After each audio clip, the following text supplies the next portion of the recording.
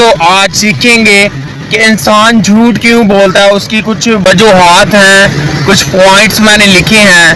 پہلا پوائنٹ ہے کہ وہ انسان پر توکل کرتا ہے, اور دوسرا پوائنٹ ہے کہ وہ انسان کو خوش کرنا چاہتا ہے, اور تیسرا پوائنٹ ہے کہ اپنی عقل سے سرفرازی حاصل کرنا چاہتا ہے, اور چوتھا پوائنٹ ہے کہ خدا پر ایمان اس کا بہت کم ہے, اور پانچویں بات ہے کہ اس کی اندر خدا کی محبت کی بہت کمی ہے اور وہ جھوٹ بولتا ہے. اور چھٹی بات ہے کہ اپنی عزت بنانے کے لیے جھوٹ بولتا ہے.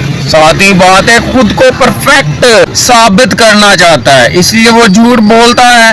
پھر آٹھویں بات ہے کہ وہ خدا سے زیادہ انسان سے ڈرتا ہے, یہ بات ہے.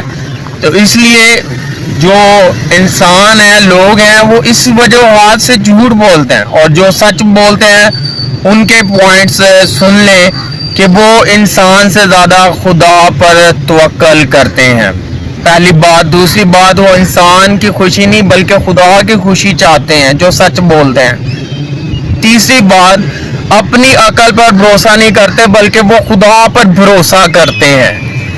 اور چوتھی بات ہے کہ خدا پر ایمان ان کا بہت زیادہ ہے. اور پانچویں بات ہے کہ وہ خدا کی محبت میں بہت بڑھ چکے ہیں, اس لیے وہ سچ بولتے ہیں. اور چھٹی بات ہے کہ ان کو اپنی عزت کی پرواہ نہیں بلکہ خدا کی عزت کی پرواہ ہے, ان خدا کے حکم کی پرواہ ہے. ساتویں بات ہے کہ وہ انسان سے نہیں بلکہ وہ خدا سے زیادہ ڈرنے والے ہیں.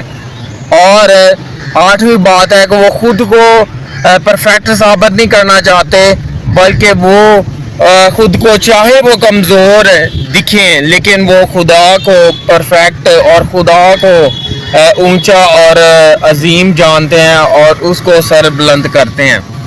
اور وہ اپنے آپ کو چاہے کمزوری جو ہے وہ دکھیں یا لوگوں کو نظر آئے, اپنے آپ کو پرفیکٹ ثابت کرنے کی کوشش نہیں کرتے کہ جھوٹ بولتے ہیں. تو میرے عزیزو, سچ بولیں. اور وجوہات ہم نے آج جانی ہے کہ جھوٹ بولنے کی 8 وجوہات اور سچ بولنے کی 8 وجوہات کہ ہم کیوں سچ بولتے ہیں.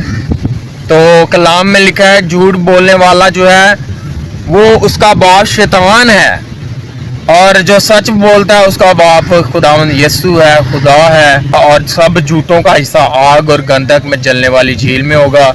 جھوٹ سے بچیں, کنارہ کریں, خدا کو اپنا پوری طرح دل دیں. God bless you.